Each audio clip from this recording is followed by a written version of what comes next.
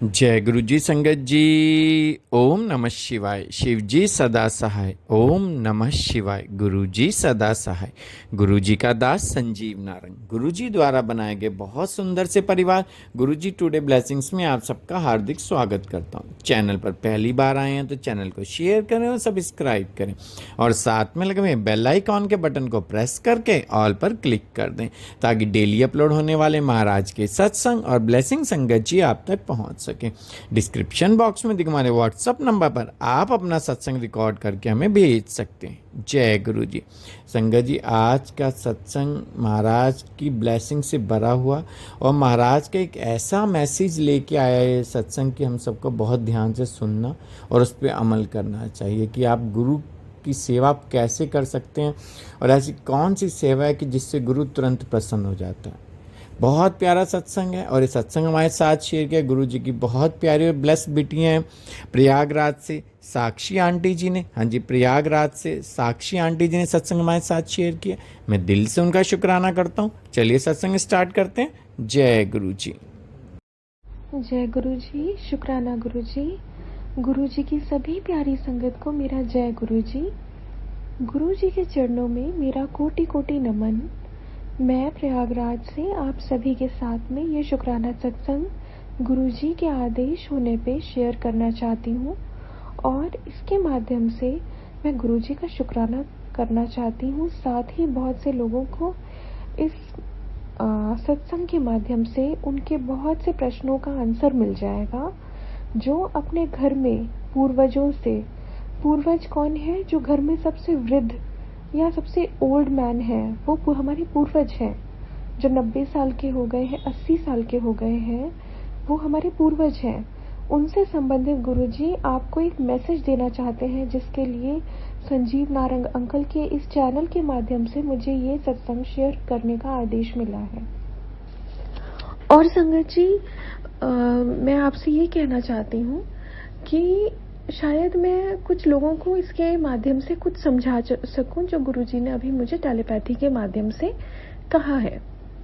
संगत जी, मेरे पिताजी 2 भाई हैं और मेरे दादाजी की 3 संतानें हैं जिसमें से मेरे 2 तो मेरे पिताजी और चाचा जी हैं और मेरी एक बुआ भी है।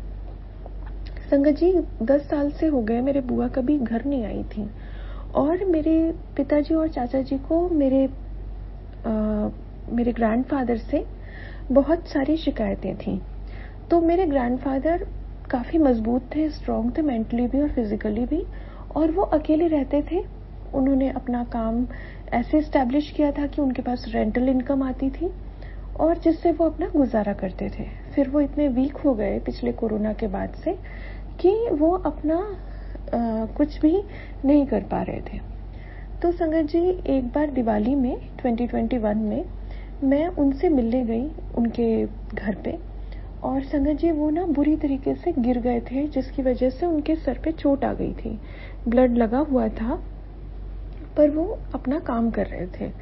तो मैंने उनसे पूछा तो उन्होंने मुझे बताया कि मुझे चक्कर आ जाया करता है कभी कभी। तो संगत जी, मैंने ये समझा कि शायद ये किसी से कंप्लेन नहीं कर पा रहे हैं। अब इनको किसी भी तरह की इनकम नहीं मिल रही, जो रेंटल इनकम आ रही थी वो भी बंद हो गई थी। तो मैंने उनको मेडिकल ट्रीटमेंट दिया।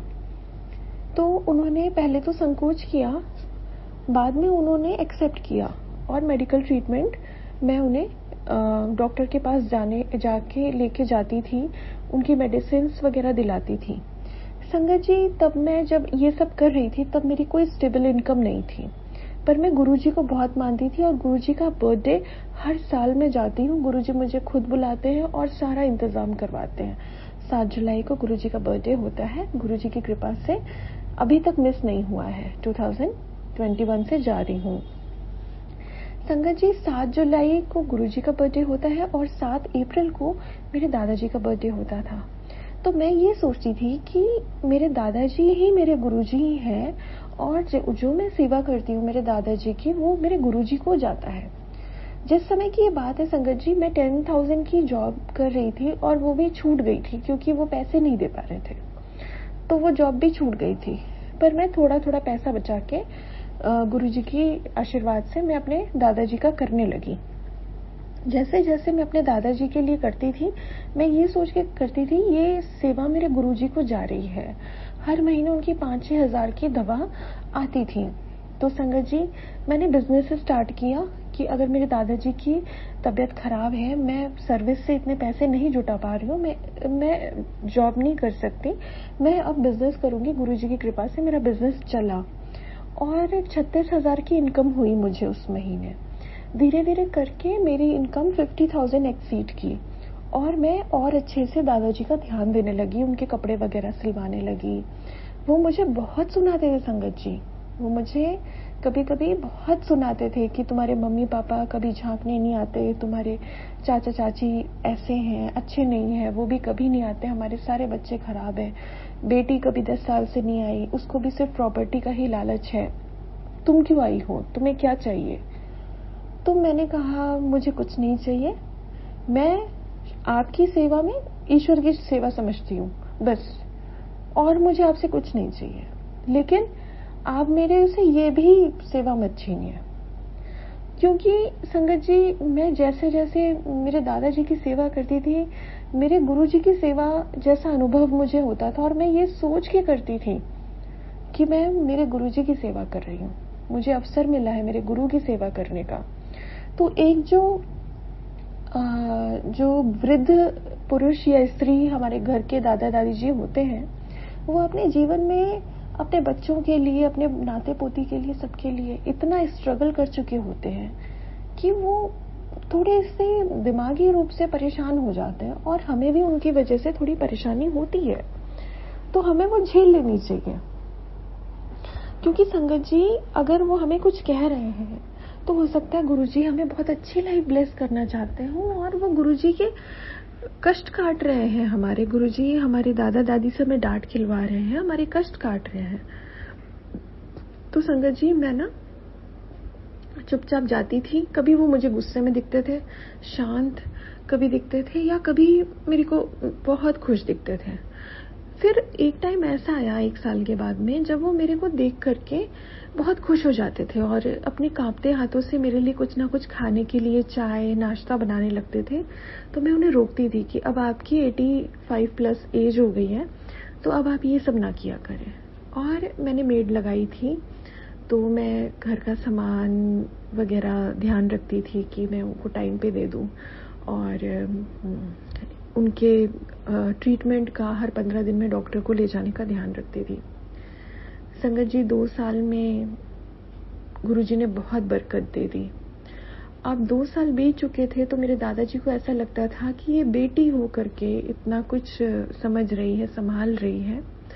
तो गुरुजी की कृपा से मुझे दादाजी ने जो भी उनके पुराने सामान थे वो मुझे समझाते थे कि ये हमारे दादा दादी ने हमें दिया था, हमारे माताजी पिताजी ने हमें ये पीतल का सामान दिया था, तुम्हें पसंद है ये टी सेट।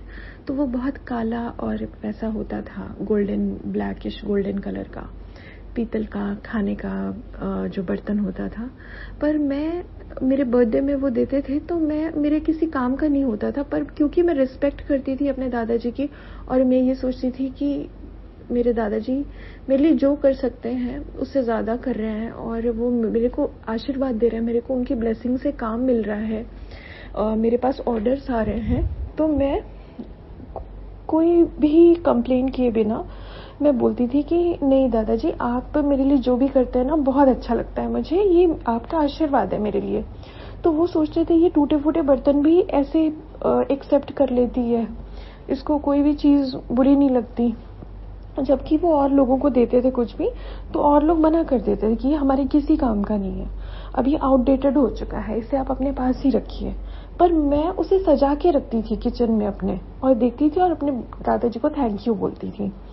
उसके बाद 3 साल बीते, दादाजी ने कहा तुम्हें पता है हमारा एक हमारी प्रॉपर्टी है, हमारा एक बहुत पुराना 1935 का एक धर्मशाला है, और मैं चाहता हूँ तुम वहाँ जाओ, क्योंकि वहाँ कुछ लोगों ने रेंटल इनकम हमारी रोक ली है और थोड़ा कब्जा वगैरह कर लिया है। तो मेरे घर के सारे ही मेंबर डरते थे वहाँ जाने से। मैं गुरुजी के नाम से वहाँ आना जाना शुरू कर दी। वहाँ के लोगों से तालमेल बैठा लिया मैंने और दादाजी को फिर से वहाँ पे एक अपना आइडेंटिटी बनाने की फिर से एक होप दिलाई। तो दादाजी इस चीज़ से बहुत खुश हुए। ये चीज़ें कुछ महीनों तक चलती रही। मैं वहाँ का सारा रजिस्टर चेक करती थी, सारी चीज़ें करती थी। संगत जी, फिर हुआ क्या कि एक दिन दादाजी ने अपनी इच्छा जताई कि हम ये प्रॉपर्टी हम अपनी पोती के नाम करना चाहते हैं, क्योंकि हमारी ग्रैंड डॉटर ने हमारे लिए बहुत कुछ किया है। तो और हम ये चाहते हैं कि हमारी जो ग्रैंड डॉटर है, जो हमारे लिए इतना हमारी ध्यान रखती है, वो बहुत मेहनत करती है और अपने बिजनेस पे बहुत ध्यान देती है। तो हम चाहते हैं इसकी हथकड़ी मजबूत हो और ये जीवन में आगे बढ़े। तो संगत जी, सबने कहा कि तुम्हारे दादाजी ने कभी ऐसा कुछ अच्छा तो किया नहीं है, तो वो तुम्हें कैसे कर देंगे। पर मैं गुरुजी से हाथ जोड़ के प्रार्थना करती थी, गुरुजी अगर ये चीज़ मेरे लिए अच्छी है जो मेरे लिए दादाजी करना चाहते हैं, तो मुझे दादाजी जो करना चाहते हैं वो मेरे लिए करे। बट अगर ये प्रॉपर्टी अच्छी नहीं है और इसमें लोगों की नज़र है तो ये मेरे लिए ठीक नहीं है, फिर वो मेरे लिए ऐसा ना करें। उधर बीच मैं हर महीने बड़े मंदिर भी जाती थी और मैं ये भी सोचती थी कि अगर ऐसा हुआ कि गुरुजी की कृपा से ऐसा हुआ तो मैं सारे पेपर्स लेके गुरुजी के बड़े मंदिर जाऊंगी। तो गुरुजी हमेशा मेरे माइंड में एक थॉट डालते थे कि अपनी जड़ों को सींचो। मैं सोची थी जड़ों को सींचो मतलब पेड़ को सींचो, पर नहीं संगत जी, टेलीपैथी से गुरुजी कहते थे अपनी जड़ों को यानी अपने पूर्वजों को सींचो। तो जब हम अपने पूर्वजों के लिए करते हैं, उनके खाने पीने का, उनकी दवा का ध्यान रखते हैं, तो कहीं ना कहीं हम उनके फल हैं, उनकी पत्तियां हैं, फूल हैं, तो वो जो न्यूट्रिशन होता है ना, वो हमारे तक जरूर पहुंचता है। तो ये सोच करके हमें अपने माता पिता, बुजुर्ग माता पिता, अपने दादाजी दादी जी जो घर के मेंबर हैं, उनका ज़रूर ध्यान रखना चाहिए। और अगर वो मेंबर हमारे घर से चले गए हैं, हमारे पूर्वज, तब भी उनको ज़रूर याद और दुआएं देनी चाहिए, जिससे कि हमारी बरकतें हो सकें। तो गुरुजी ने मुझे बहुत अच्छा लेसन दिया। उसके बाद मेरे दादाजी ने सेल्फ रिटर्न रजिस्ट्री की, उसके बाद में रजिस्टर्ड विल भी किया। सब लोगों के सामने ये कहा कि भाई हमारी एक पोती है जो हमारे लिए बहुत करती है, इसको कुछ नहीं चाहिए। जो भी मैंने ही हमेशा इसके सामने ये बोला है कि मैं इसे कुछ देने की इच्छा रखता हूँ, क्योंकि ये बेटी होकर भी बहुत बड़ा अपना कर्तव्य अदा कर रही है, जो कि किसी भी बेटे ने मेरे लिए नहीं किया था। तो और मज़े की बात ये है संगत जी कि जब वो ये सब कर रहे थे तो हमारे पिताजी, हमारे अंकल, किसी को भी किसी तरह की आपत्ति नहीं थी। तो सब कुछ बहुत ही स्मूथ वे में हुआ। और जब रजिस्ट्री हो गई तो थोड़ा सा सबका चेहरा उतरा हुआ था कि हमने तो सोचा ही नहीं था ये कर भी देंगे। बट संगत जी वो कहते थे मेरे से, शायद मैं तुम्हारा ये काम करने के लिए जिंदा हूँ, क्योंकि मेरी तबीयत बहुत खराब रहती है। तो मैं उनसे कहती थी, नहीं दादाजी, आप मेरा काम करने के लिए नहीं है, आप कुछ ना कुछ बहुत बड़ा काम करने के लिए हैं। तो मैं उनको न्यूट्रिशन वाली चीज़ें देती थी, उनको डॉक्टर से लेकर के कैल्शियम आयरन के दवा, जो भी मेडिसिन होती थी वो लेते थे। और वो इतने मेंटली फिजिकली स्ट्रांग हो गए थे फिर से कि ठंड में जहाँ लोग ठिठुरते रहते हैं, वो अपना सफारी सूट पहन के, स्टिक ले करके बहुत बढ़िया वॉक करते थे और कहते थे अभी मेरी इतनी उम्र है, अभी मैं 10 साल और जीऊंगा, जिस तरीके से अब मेरी सेहत बनी है। संगत जी, धन्यवाद उस गुरु का जिसने मुझे लायक बनाया। हम कौन है सेवा करने वाले संगत जी? हम कुछ भी नहीं। हम गुरुजी के लिए हम क्या कर सकते हैं संगत जी? बस इतना कर सकते हैं कि जो लोग भी हमारे सराउंडिंग में हैं, दुखी हैं, परेशान हैं, किसी भी तरीके की पीड़ा में हैं, उनका थोड़ा सा कष्ट कम कर देने से संगत जी, हमारे जीवन के बहुत बड़े बड़े कष्ट गुरुजी काट देते हैं। तो हमें इस चीज़ का बहुत ध्यान रखना है संगत जी। और संगत जी, हम चाहते हैं कि हम गुरुजी का मंत्र जाप करते हैं, हम गुरुजी के मंदिर जाते हैं तो गुरुजी हमारे मन में विराजें। लेकिन गुरुजी के बैठने का स्थान तो बहुत साफ होता है, तो अगर हमें अपने मन में गुरुजी को स्थान देना है तो हमें अपने मन को बहुत साफ रखना है, सेवा भाव रखना है। और जब हम अपने मन में सेवा भाव रख के, मानवता को अपना पहला धर्म मान के और सेवा और सिमरन को प्राथमिकता देते हैं संगत जी, तो गुरुजी दोनों हाथों से हमारे जीवन में खुशियों की बरसात कर देते हैं संगत जी। यकीन मानिए, सच कह रही हूँ मैं। संगत जी, हो सकता है गुरुजी आपकी परीक्षा ले रहे हों, लेकिन वो परीक्षा की घड़ी कुछ ही समय की होती है। जब वो बीत जाती है तो संगत जी, जो आने वाला समय है वो इतना ब्यूटीफुल होता है कि ऐसा लगता है कि अगर धरती में कोई स्वर्ग है तो गुरुजी का आश्रम है। जय गुरुजी संगत जी, जय गुरुजी। मुझसे अगर ये सत्संग करने में किसी भी तरह की गलती हो गई तो मुझे क्षमा करिएगा। आशा है इस सत्संग के माध्यम से आप सभी को एक मैसेज गया होगा। तो प्लीज ये मत सोचिए कि आपके लिए कोई क्या कर सकता है। एक जो अस्वस्थ इंसान है ना, वो भी, उसके दुआओं में भी इतनी ताकत होती है कि आपकी जरा सी एक मदद से वो आपके लिए जो दुआएं करता है उससे आपके बड़े बड़े काम बन सकते हैं। इसलिए कभी किसी को हल्के में नहीं लेना चाहिए संगत जी।